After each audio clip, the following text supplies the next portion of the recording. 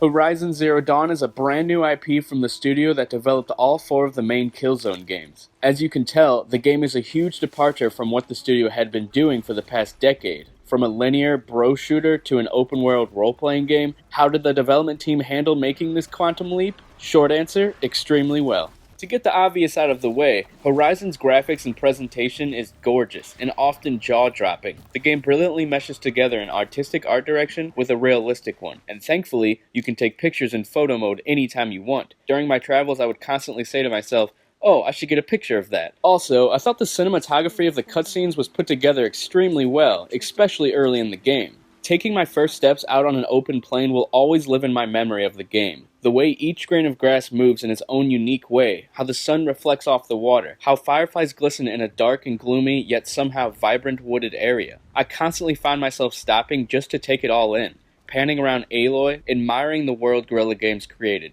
listening to the wind blow, robotic creatures screech in the distance, and the subtle workings of a beautiful stringed musical score. Horizon Zero Dawn's story kept me engaged and always eager to get to the next main quest. Aloy is trying to uncover what had happened thousands of years ago that led to climactic events of the past. You can tell how much crafting together the world and story meant to Guerrilla Games, as there's so much to it. The environmental storytelling is superb, and you find audio files and written documents throughout the game that put emphasis on what had happened to the old ones. I'm trying to be as vague as possible because I want to avoid talking about the story elements as much as I can. Aloy's journey is one you'll want to experience without any spoilers or preconceived notions, but expect to feel every type of emotion at some point, because the story is an emotional roller coaster. Oh, and expect giant robot machines trying to kill you. At its core, Horizon Zero Dawn is a role-playing game. The amount of similarities to series like Dragon Age and The Witcher might surprise you. However, the skill tree, item crafting, and weapon upgrading is all much simpler than those series, which I appreciated. The skill tree is cut up into 3 different brackets: Prowler, Brave, and Forager. You can easily upgrade them all throughout your playthrough without having to sacrifice one for the other. For weapon upgrades, you find modifications during quests and just apply them to the weapon for enhancing. It's all much more basic and accessible to people who aren't super into RPGs, which is exactly what I think they were going for. Gameplay in Horizon Zero Dawn shines the brightest. Whether it's taking out small machines or big, there's always a strategy to it, and most of the time they're heated battles. I could have just as easily died walking to my next quest as I could fighting a ginormous machine. As for the weapons, there's more than enough to choose from. However, you only have 4 weapon slots, so unless you constantly want to pause and switch out, it's best to choose wisely. One thing I love is that the game doesn't hold your hand when taking out certain enemies. There's tons of ways to take out robotic creatures, but it's up to you to choose the most efficient way. One awesome way to kill a huge machine is to shoot a weapon off its body, then pick it up and blow him to shreds with his own gun. You can also use potions that make you resistant to certain types of enemy attacks, adding more real-time strategy to the action. You can also accomplish a big machine takedown by stalking them and learning what their weakness is, using Aloy's focus, and I'll get to that, and utilizing all the tools necessary to do so.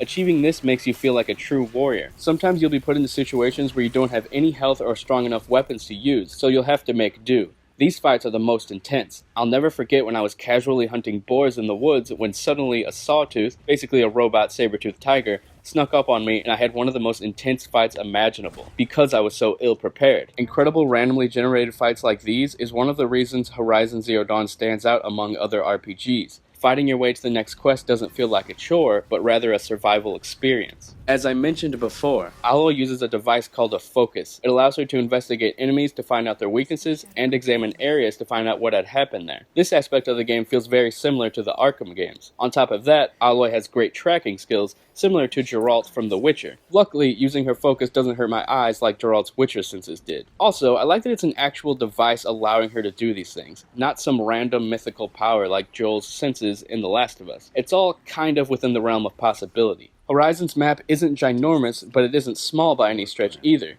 While it's no Witcher 3 sized map, it's jam-packed with tons to do and secrets to uncover. There's a bunch of other things besides main quests. The land is also extremely easy to get sidetracked in. The map consists of main missions, side missions, errands, bandit camps, cauldrons, long necks, corrupted zones, hunting grounds, and tutorials.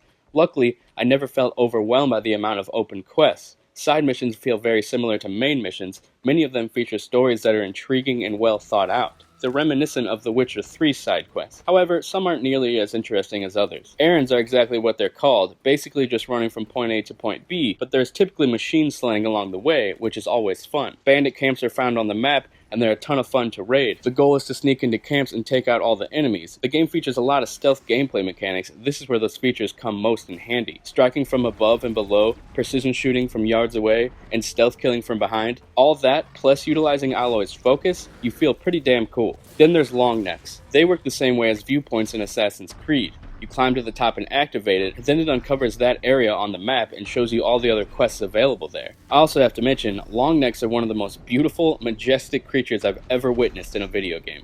Horizon Zero Dawn is a unique mix of modern, future, Viking, and prehistoric time periods. The game is also more sci-fi than I expected, and I love that aspect. Also, the diverse types of environments keep things fresh, and the AAA presentation had me in awe repeatedly. The load times aren't excruciatingly long, the menus are snappy and quick, and I don't think I ever once ran into a glitch or bug, which is rare for an open world RPG. Also keep in mind I played pre-Day 1 patch, so it can only get better. The soundtrack and overall sound design is spectacular, with a rare mix of Viking and sci-fi music. The voice acting, for the most part, is great. Aloy is an extremely likable character. Watching her mature and overcome dangerous obstacles in her way is truly a sight to behold. She's witty, smart, and tough as nails, and you want her to succeed because of it. I could go on and on about what I love about this game. However, you might be wondering what's wrong with this game.